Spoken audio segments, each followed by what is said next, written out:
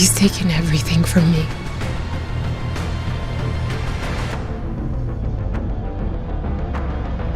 I don't even know what I am. You know, one of the things that I really, really love about going to see a movie that you didn't plan on watching, and even up to a week before release, you didn't even know existed, ends up being really great. That is kind of what happened with the film tonight that I watched, Redux Redux. Now, I don't know how this is going to get posted. I watched 3 movies today. I did the Glenn Powell, How to Make a Killing. I can only imagine 2, and then I did this film as well. I don't know if I'm going to put this video out first or it's going to be last, whatever, but I'm recording this first. And that's kind of just because I just want to talk about this film and how much, you know, I was not only shocked but also surprised by it. So this film is coming to us from, I believe, Kevin, I think the other brother's name is Matthew McManus, and they have their sister playing in the role. I can't think of her first name right now. I just looked it up too. But she's playing a character named Irene Kelly, and she has like this big box. It looks like a coffin. And basically she gets into the machine. It's not time travel. See, at first I thought it was time travel when I saw the initial, or when I looked up the initial premise before I went and saw this film. But actually she's kind of multiverse hopping.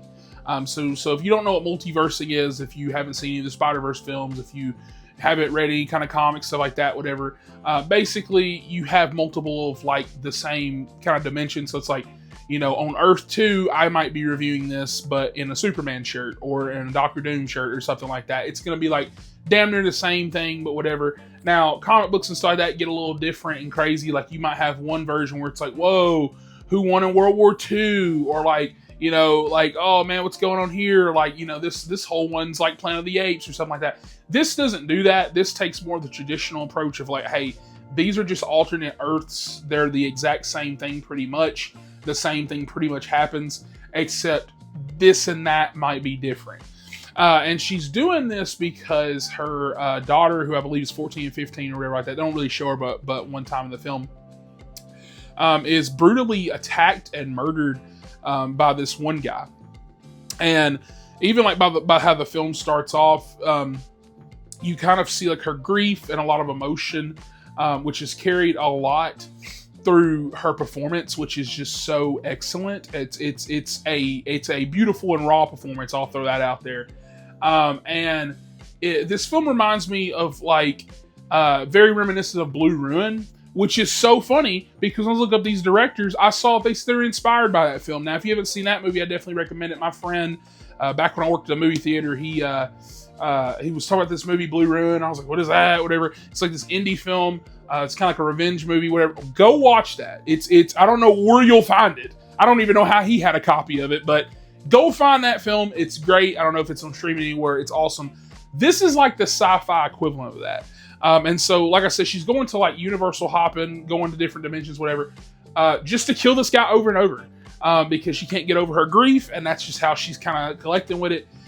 Because in every single dimension, this is how bad it is. Every single one, this man is doing the same thing.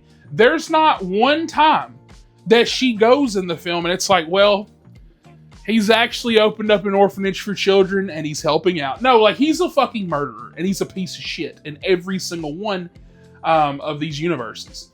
And it's so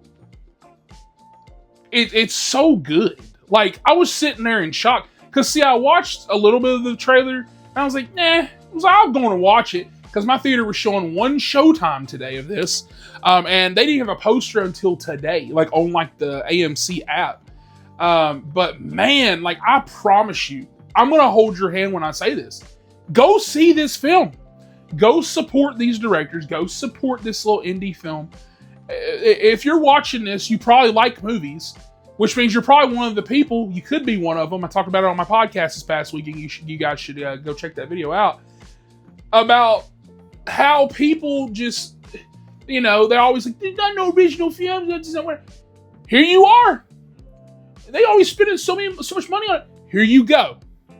It's here. This movie's awesome. It is. I was the only person in my theater. like, and I was just sitting there like, man, I wish people were seeing this. They go spread. I'm spreading it to you. Please go see this. And so basically, like, that's not even the full plot either, which is kind of crazy because you're probably like, okay, what's going on? So around like maybe 15, 20 minutes into the movie, when she goes to his house, because like that's what's crazy too. So like she has like keys, for example, because like I said, everything's the same. So like, for example, I guess at one point, whenever she killed him, she took his house key. So she has just like an in to his house because it's the same lock. And even like a Penske truck, like she drives a Penske truck a lot throughout the film and stuff like that. And like she literally just stole keys there, and it just worked. It's gonna work on whichever, like it might be parked differently, but it's gonna work. Basically back to the main plot. I'm confused. This should have been pushed. It's so good. But yeah, so she goes to his house to kill him one night. It's like the 4th or 5th time we see him get killed. It's emphasized it's been done thousands of times. Like, I don't know how many years she's been at this, right? But yeah, when she's gonna go kill him, she finds a girl there alive. And it's very dark and disturbing because like, okay, he hasn't gotten to where he's going to do whatever he's going to do with her and then kill her. And so, yeah, she ends up kind of bringing this girl under her wing. You have that cliche thing that kind of happens where it's like the girl's like, you know, she's just a bad rogue teen. She's not listening or whatever. But they do something in this film that really just kind of hits.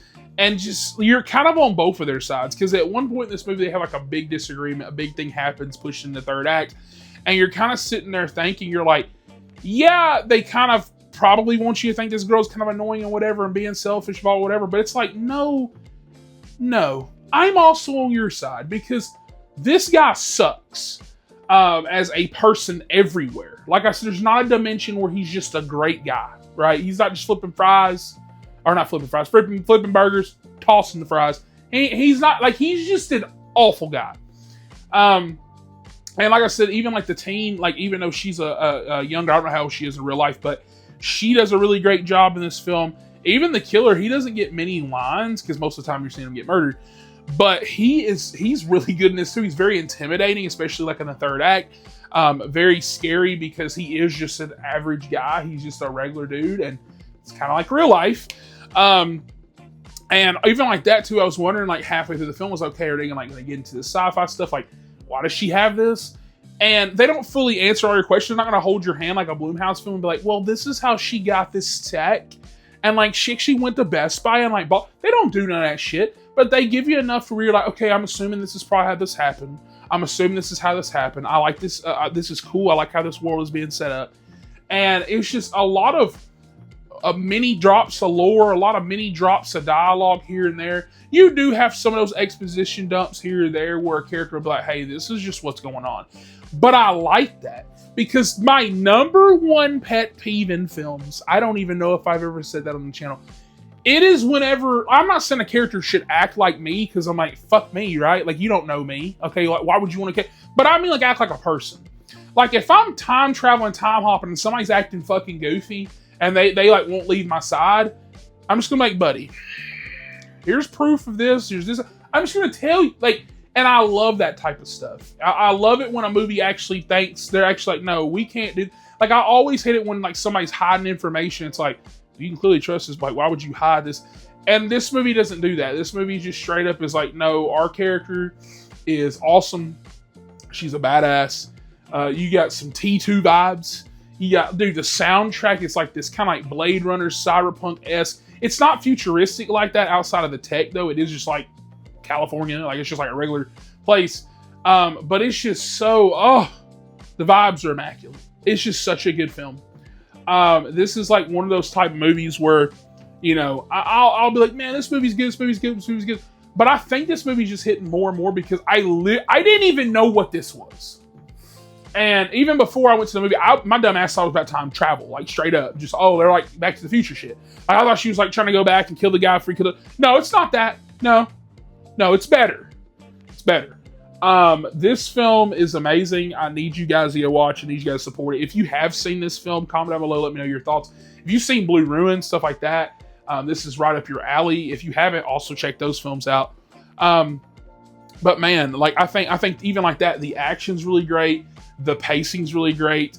There's like a shootout, for example, in a convenience store, and it's very real. Like it's very like even though she's killed this guy 1,000 times, she's not like, I'm John Wick, bah bah. No, it's like, no, she's fucking missing because like this is a big guy, and like he's kind of scary when he's up close, and she's like a tiny petite woman, and so a lot of these fights he's like beating her ass, and she's like, ah, like it's very intense, but she doesn't care because you don't mess with a woman scorned. Okay, you don't mess with a mama bear, and that's what this film is.